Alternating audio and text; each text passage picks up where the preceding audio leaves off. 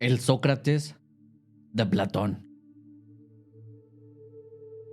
En este episodio continuamos con la segunda parte de Sócrates. Para continuar debemos analizar las implicaciones de la filosofía de Sócrates.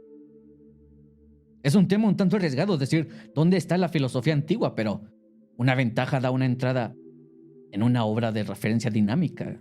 Es que se permite a los autores, mejor aún se les anima a actualizar sus investigaciones para reflejar la erudición reciente y los cambios radicales en sus temas. Para muchos filósofos analíticos señala el final de la era desarrollista cuando se describen las distinciones del diálogo de los periodos tempranos y medio como una base inadecuada para llevar a cualquiera a la lectura de estas obras. Usarlos de esta manera es anunciar de antemano los resultados de una determinada interpretación de los diálogos y canonizar esa interpretación bajo la apariencia de un orden de composición presumiblemente objetivo, cuando en realidad tal orden y no se conoce objetivamente. Y con ello se corre el riesgo de prejuzgar al lector desprevenido frente a la lectura fresca e individual que exigen estas obras.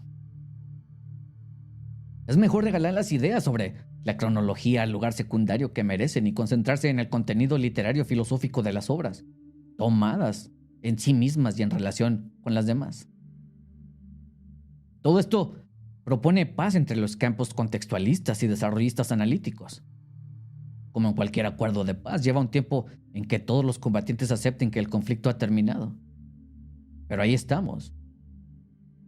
En resumen, y para concluir el resumen del episodio anterior, la introducción de este episodio y poder continuar adelante con la nueva información de hoy, ahora somos más libres de responder a la pregunta: ¿quién fue Sócrates realmente?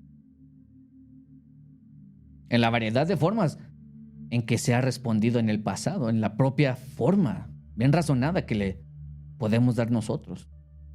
O para eludir la pregunta, filosofando sobre los temas de los diálogos de Platón sin preocuparse demasiado por cualquier tradición interpretativa en particular.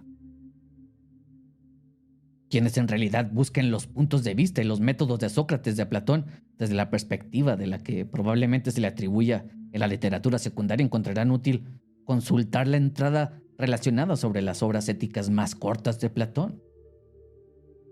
Ahora, para hacer sentido con respecto a toda la vida de Sócrates y entender su filosofía, se convierte en algo un tanto importante tratar de hacer una cronología de Sócrates del Platón. Dentro del contexto en la historia ateniense, algunas fechas importantes que podemos encontrar en los diálogos de Platón. Algo que se tiene que decir antes de comenzar esta parte es que las fechas pueden no ser tan exactas. Todo esto se puede tomar como una aproximación y otras tantas llegarán a ser hasta controvertidas.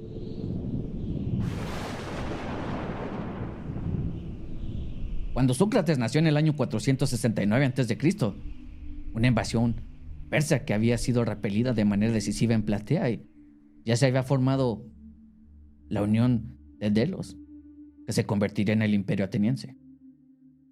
Ática comprendía de 139 distritos políticos, asignados de diversas formas a los 10 tribus de Atenas, independientemente de lo lejos que pudieran estar uno del centro urbano amurallado. Todos sus miembros eran registrados como atenienses.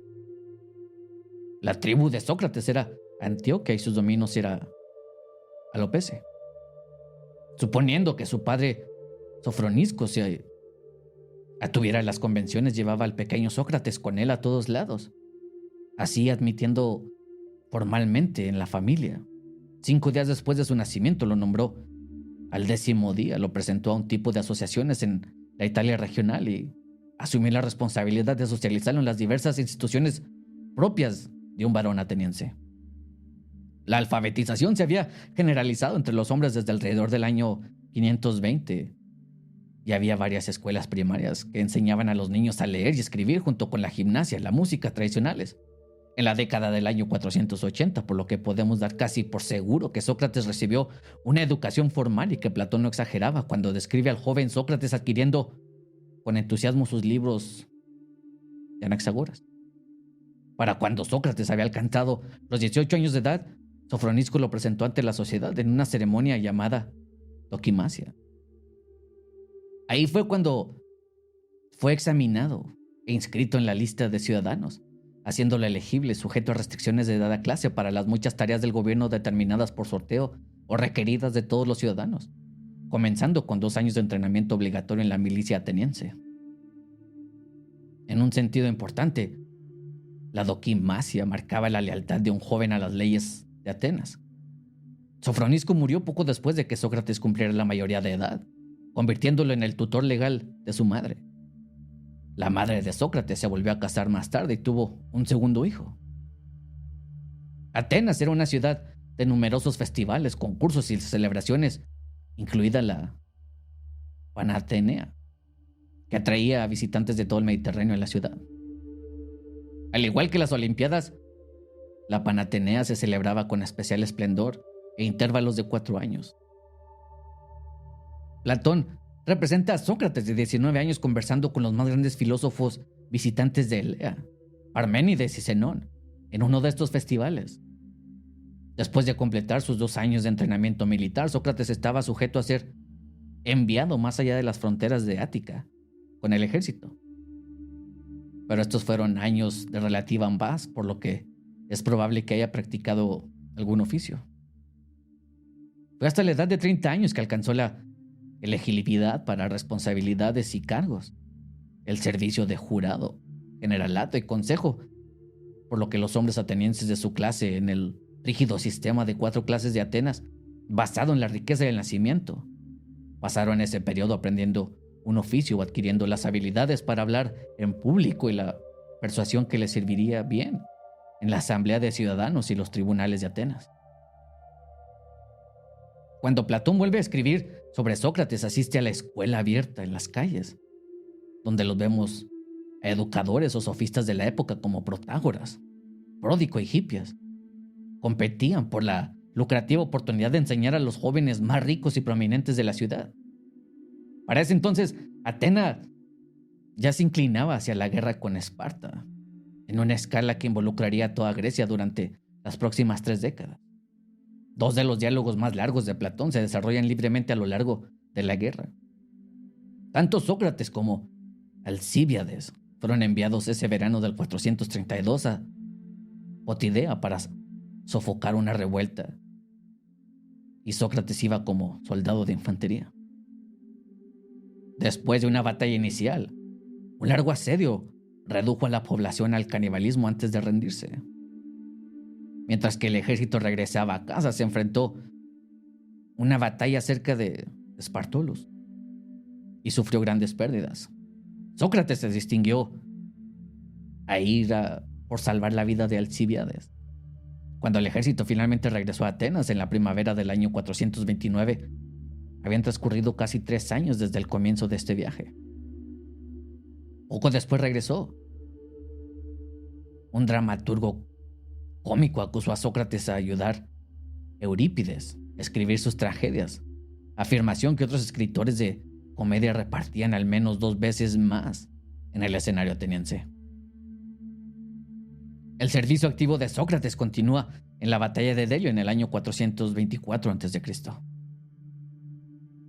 Esta fue otra derrota para el ejército ateniense que, mientras ya estaba bajo el ataque de los soldados de infantería, Boecios fue sorprendido por una tropa de caballería.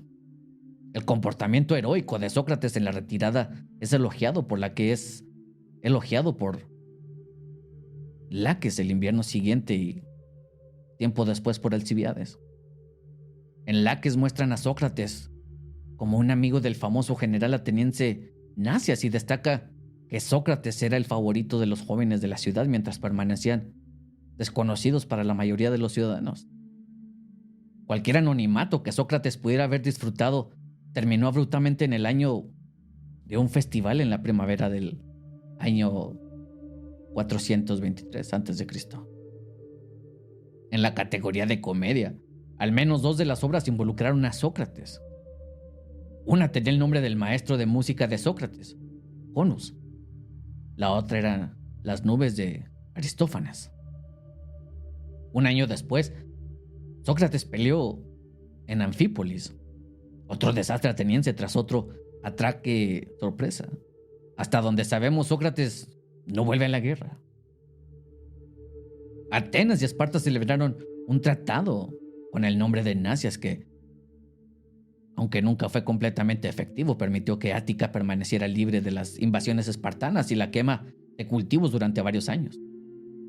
Durante los tiempos de paz, se representa a Sócrates continuando con sus conversaciones dialécticas con los atenienses, concentrándose en la naturaleza del amor erótico, especialmente en relación con la educación en retórica que había sido especialmente popular en Atenas desde la visita de Gorgias en el año 427.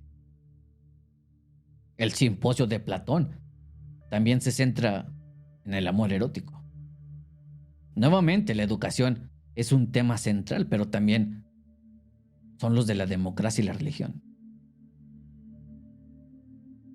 De hecho, según la historia, al menos la mitad de las personas que celebran la victoria de Agatón en el concurso de tragedias estaban implicadas en actos de sacrilegio, presagiados en el diálogo que se decía que habían tenido lugar en los meses posteriores del simposio, pero que sí habían tenido lugar. Fue alrededor de esta época cuando Sócrates se casó con Xantippe. Gracias a esto, llamaron a su primer hijo Lamprocles, ya que así se llamaba el padre de Xantippe.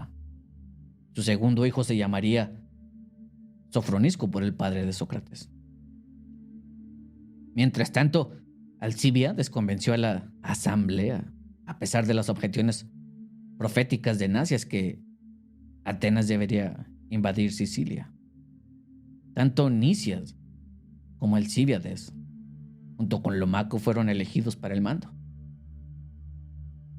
Cuando los barcos se habían abastecido y estaban a punto de zarpar, casi todos los marcadores de límites de la ciudad, estatuas del rostro del dios Hermes, fueron mutilados en una sola noche.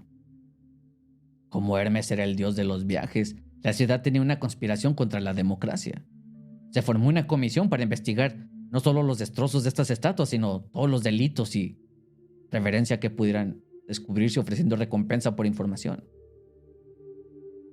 En un clima de histeria durante 3 meses, las acusaciones dieron lugar a ejecuciones, exilio, tortura y encarcelamiento que afectaron a cientos de personas, algunas de las cuales eran cercanas a Sócrates, entre ellos Alcibíades, Cacármides, Crías, Ereximaco, Fedro y otros.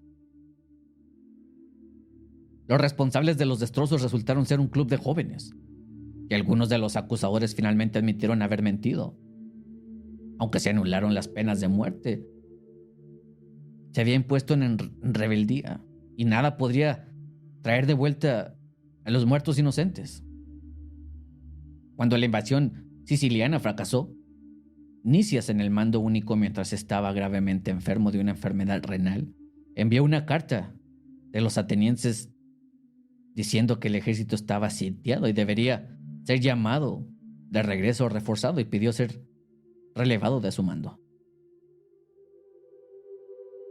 No se sintió aliviado, pero se enviaron refuerzos, demasiado pocos y demasiado tarde. La guerra en Sicilia terminó en una completa y humillante derrota. La primavera trajo un nuevo ataque a Sócrates por parte de Aristófanes. Platón establece un diálogo entre Sócrates y un rápsoda antes de que la noticia de la derrota llegara a Atenas, mientras la ciudad sin líderes militares intentaba atraer a generales extranjeros para ayudar en la guerra. Los años siguientes fueron caóticos en Atenas, ya que el imperio se encogió ante las revueltas y los antiguos aliados se negaron a pagar extorsiones o tributos por más tiempo. Las arcas de la ciudad se vaciaron y la ciudadanía se desmoralizó. La democracia fue derrocada en una revolución de los 400, seguida por un gobierno de los 5000. Sin embargo, lo que quedó del ejército fue leal a la democracia y persuadió a Alcibíades para que volviera a su antiguo mando. Bajo su liderazgo, Atenas comenzó a tener victorias y mejoró la moral. Se restauró la democracia.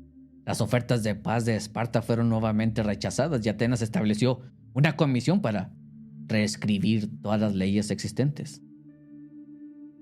Una escuela de lucha fue el escenario en el que Sócrates examinaba la naturaleza de la amistad con un grupo de adolescentes que eran compañeros y de la edad de Platón y sus hermanos mayores. Tesipo, uno de los personajes del libro Lisis, escrito por Platón, estuvo presente de nuevo 2 años más tarde para una exhibición de los sofistas.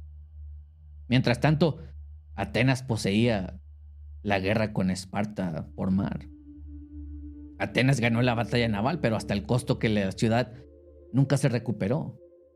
En líneas generales, lo que sucedió fue que 2 de la junta de 10 generales que Atenas estaban sitiados en Mitilene, por lo que los otros 8 comandaban la batalla. Con miles de muertos y daños en la flota se enviaron 2 capitanes a recoger las bajas. Una tormenta les impide hacerlo, mientras que los generales apresuraban a dar relevo en Mitilene. Cuando la noticia de la batalla llegó a Atenas, hubo indignación por el fracaso en salvar a los heridos y recoger los cadáveres para el entierro. Se acusó a la junta de 10 generales, pero 2 huyeron y regresaron a Atenas para ser juzgados en el año 406. Los otros 2 se habían quedado en Mitilene. Los generales estaban siendo juzgados por un crimen capital en un día, pero mejor aún, estaban siendo juzgados como grupo, en violación directa de las leyes atenienses, que requiere que cada acusado en un crimen capital reciba un juicio por separado. Algunos de la asamblea se impusieron a la ilegalidad, pero la oposición enfureció tanto a la mayoría que aprobó abrumadoramente una moción para someter a la oposición en el mismo voto que decidiría el destino de los generales. En ese momento, varios de los 50 miembros se negaron a hacer la pregunta, por lo que los acusadores de los generales despertaron la ira de la multitud. Sócrates fue el único entre los cristianos que quedó en pie para la ley y los generales. Su negativa a permitir la votación tuvo el efecto de permitir un último y elocuente discurso del Pleno que proponía una votación preliminar para decidir entre la sentencia del grupo y permitir juicios separados. La asamblea aprobó juicios separados, pero una maniobra parlamentaria invalidó la votación. Cuando la asamblea volvió a votar, fue para decidir las vidas de los generales. Todos fueron condenados. Los atenienses pronto lamentarían haber ejecutado a sus líderes militares restantes. La primavera del siguiente año, Aristófanes atacó nuevamente a Sócrates, esta vez declarando que ya no estaba de moda asociarse con Sócrates, quien con su charlatanería quisquillosa ignoraba el oficio de los dramaturgos. La siguiente batalla naval fue catastrófica y fue seguida por el acero espartano de Atenas. Los atenienses, recordando su propio trato con los meridianos, esperaban ser masacrados cuando el asedio inevitablemente terminaría. Esto nunca sucedió. Cuando los espartanos entraron en Atenas, exigieron que se demolieran los largos muros defensivos y ordenaron que los atenienses eligieran un gobierno que reinstituyera la constitución ancestral de la ciudad para evitar los excesos de la Asamblea Democrática. Las autoridades del gobierno que fueron elegidos posteriormente, lo que históricamente conocemos como los 30, se encuentran en la raíz de cualquier discusión sobre si Sócrates cometió lo que ahora se llamaría desobediencia civil cuando desobedeció sus órdenes. Ninguna de las fuentes contemporáneas, por muy hostiles que sean al gobierno de los 30, niega la legitimidad de su elección. Nadie podría negar razonablemente que formaron un gobierno que abusó y excedió su autoridad. Pero es precisamente contrastar los gobiernos que a veces se deben dirigir los actos de desobediencia civil. Socavar un gobierno corrupto, negándose a dañar a un buen hombre, puede ser ilegal, pero no injusto.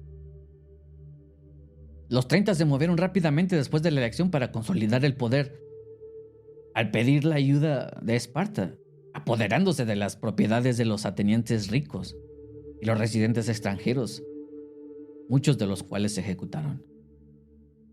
Critias y Caricles Dos líderes de los 30 intentaron intimidar a Sócrates, prohibiéndole sin éxito hablar con hombres menores de 30 años. A medida que el alcance de las ejecuciones del gobierno se amplió para instruir a los detractores y se nombró a una lista de ciudadanos electos de 3,000 y todos los demás fueron desarmados.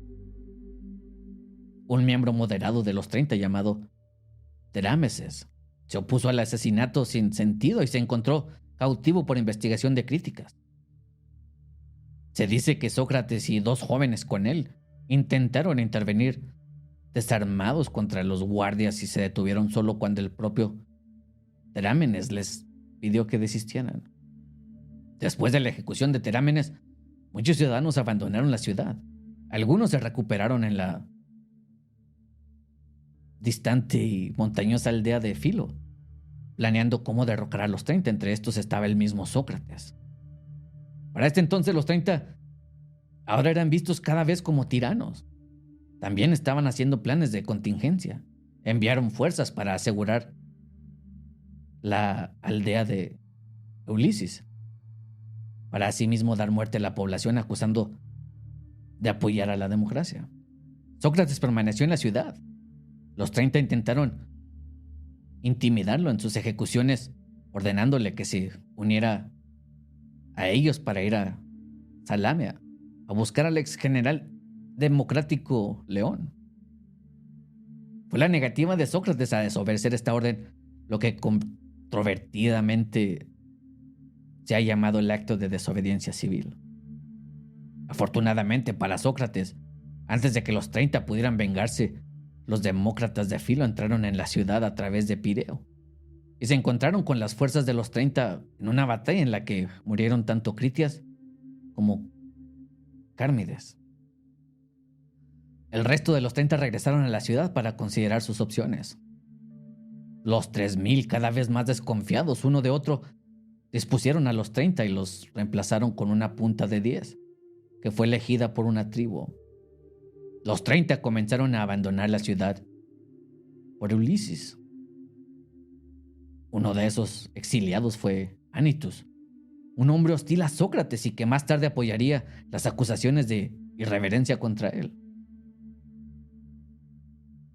Tan pronto como los espartanos dieron la espalda, los demócratas restaurados tomaron Eleusis y mataron a los partidarios oligárquicos restantes, sospechando de que estaban contratando mercenarios. Esto nos lleva a la primavera y verano del año 399 a.C., específicamente el juicio y ejecución de Sócrates. 2 veces en los diálogos de Platón, la verificación de hechos con Sócrates tuvo lugar cuando sus amigos intentaron poner sus conversaciones por escrito antes de que fuera ejecutado. Antes de la acción en Teeteto, Platón habla de un joven poeta llamado Meleto. Había compuesto un documento acusando a Sócrates del crimen capital de irreverencia, no mostrar la debida piedad hacia los dioses de Atenas. Este se lo entregó a Sócrates en presencia de testigos, indicándole que se presentara ante el rey Arconte en un plazo de 4 días para una audiencia preliminar. Era el mismo magistrado quien serviría más tarde el examen preliminar y el juicio. Al final del Teeteto, Sócrates se dirigía a esa audiencia preliminar. Como ciudadano tenía derecho a contrademandar, el derecho de renunciar a la audiencia, dejando que la demanda pudiera proceder sin oposición, y el derecho a exiliarse voluntariamente, como lo recuerdan más tarde las leyes personificadas. Sócrates no se aprovechó de ninguno de estos derechos de ciudadanía. Más bien se dispuso a presentar un alegato y se detuvo en un gimnasio para hablar con algunos jóvenes sobre matemáticas y conocimiento. Cuando llegó a la historia del rey, al contexto, Sócrates entabló una conversación sobre reverencia con un adivino que conocía y luego respondió la acusación de Meleto. Esta audiencia preliminar designaba el recibo de oficio de la casa y tenía por objeto conducir una mayor precisión en la formulación de la acusación. En Atenas, la religión era un asunto de participación pública bajo la ley, regulada por un calendario de festivales religiosos, y la ciudad son los ingresos para mantener templos y santuarios. La referencia de Sócrates había resultado en la corrupción de los jóvenes de la ciudad. Eso es lo que decía la acusación de Meleto. La evidencia de la referencia era de dos tipos. Sócrates no creía en los dioses de los atenienses. De hecho, había dicho en muchas ocasiones que los dioses no mantienen ni hacen otras cosas malas, mientras que los dioses olímpicos de los poetas y las ciudades eran pendencieros y vengativos como un rey. Sócrates introdujo nuevas divinidades. De hecho, insistió en que su daimonion, una forma de dios, divinidad, le había hablado desde la infancia. Meleto entregó su queja y Sócrates presentó su alegato. El rey podía rechazar el caso de Meleto por motivos de procedimientos, redirigir la queja a un árbitro o aceptarla. El rey decidió aceptarla. Sócrates tenía derecho a impugnar la admisibilidad de la acusación en relación con la ley existente, pero no lo hizo, por lo que la acusación se publicó en tablillas blanqueadas en el Agora y se fijó una fecha para el examen preliminar, pero no antes de que Sócrates cayera en otra conversación, esta sobre los orígenes de las palabras. A partir de este punto, la noticia se difundió rápidamente, lo que probablemente explique el aumento del interés de las conversaciones socráticas registradas en el Teeteto y el Simposio de Platón. Sin embargo, Platón muestra a Sócrates pasando el día siguiente en dos conversaciones muy largas. En el examen previo al juicio, Meleto no pagó tasas judiciales porque se consideraba un deber público perseguir la irreverencia. Sin embargo, para desalentar las demandas frívolas, la ley ateniense impuso una fuerte multa a los demandantes que no tuvieran al menos una quinta parte de los votos del jurado. A diferencia de los juicios con jurado, en tiempos muy cortos los exámenes previos al juicio animaron a los litigantes a hacer preguntas para que todas las cuestiones legales fueran más precisas. Este procedimiento se había vuelto esencial debido a la susceptibilidad de los jurados al soborno y la tergiversación. Con la intención original de ser un microcosmos del cuerpo ciudadano, los jurados de la época de Sócrates estaban formados por voluntarios. Para el verano del año 399, 1 o 2 meses después de la convocatoria inicial de Meleto, se llevó a cabo el juicio de Sócrates. El día anterior, los atenienses habían lanzado un barco dedicado a Apolo y que conmemoraba la legendaria victoria del Teseo sobre el Monotauro.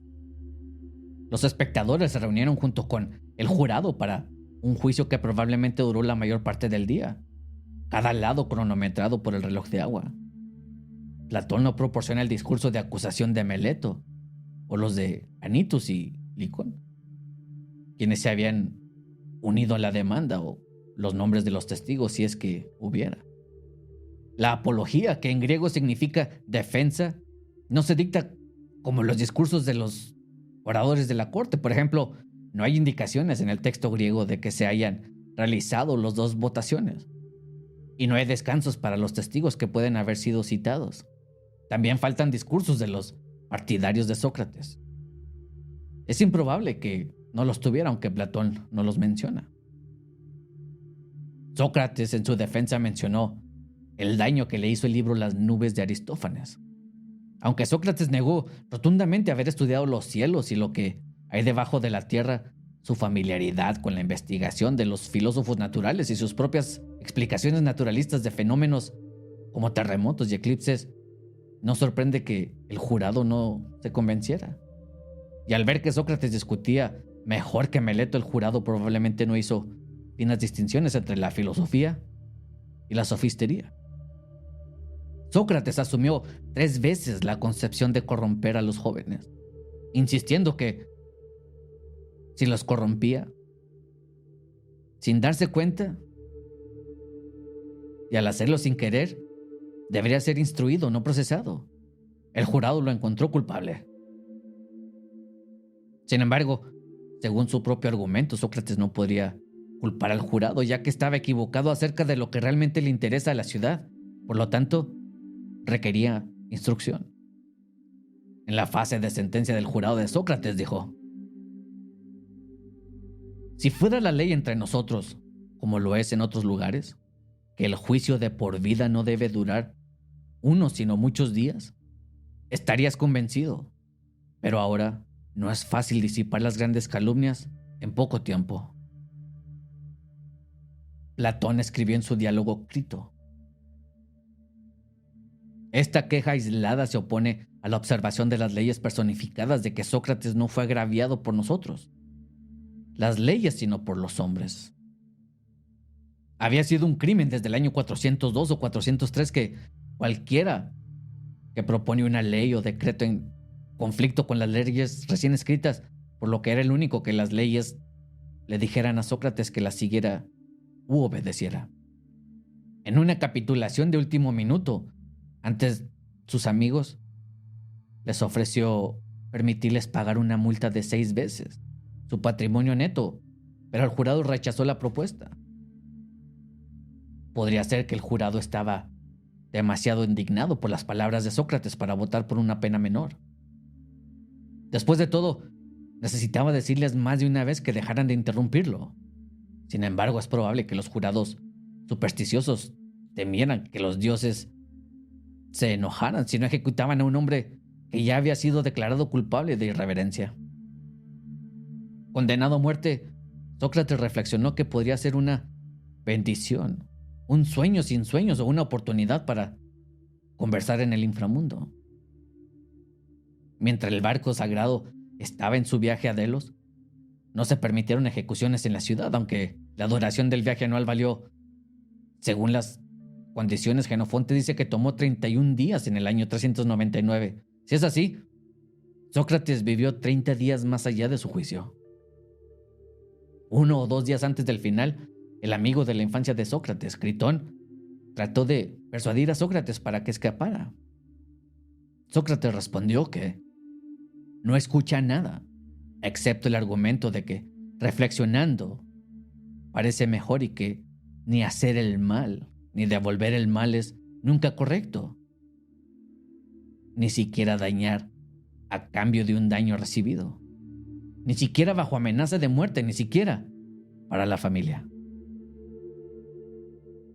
Sócrates no puede señalar un daño que superaría el daño que estaría infligiendo en la ciudad que ahora se exiliara ilegalmente cuando antes podía haberlo hecho legalmente. Tal infracción de la ley habría confirmado que el juicio del jurado que él era un conductor de los jóvenes y avergonzando a sus familias y amigos. Los acontecimientos del último día de Sócrates, cuando parecía feliz tanto en sus modales como en sus palabras mientras moría noblemente y sin miedo, fueron relatados por Fedón a la comunidad pitagórica en Filón, unas semanas o meses después de la ejecución. Los 11 funcionarios de prisiones elegidos al azar se reunieron con Sócrates al amanecer para decirle qué esperar. Cuando llegaron los amigos de Sócrates, su esposa y su hijo menor, se compadecieron de Sócrates porque estaba a punto de disfrutar su última conversación con sus amigos, luego realizando el ritual de lamentación, esperando que la de las mujeres. Fue llevado a su casa. Sócrates pasó el día en una conversación filosófica defendiendo la inmortalidad del alma y advirtiendo a sus compañeros que no se contuvieran en la discusión, diciendo: si sigues mi consejo, pensarás poco en Sócrates y mucho más en la verdad. Si crees que lo que digo es verdad, está de acuerdo conmigo. Si no, oponte a ella con todos tus argumentos. Por otro lado, les advirtió severamente que renegaran sus emociones, diciéndoles: guarden silencio y contrólense. Yo creo que no le interesaba si su cadáver era quemado o enterrado, pero se bañaba en la cisterna de la prisión para que las mujeres de su casa no tuvieran que lavar su cadáver. Tras reunirse de nuevo con su familia a última hora de la tarde, también se reunió con sus amigos. El sirviente de los 11, un esclavo público, se despidió de Sócrates llamándolo el más noble el más gentil y el mejor de los hombres. El envenenador describió los efectos físicos de la variedad utilizada para las ejecuciones de ciudadanos. Luego Sócrates tomó alegremente la copa y bebió. Fedón, un antiguo esclavo que hacía eco del esclavo de los 11, y llamó a Sócrates el mejor, el más sabio y el más recto.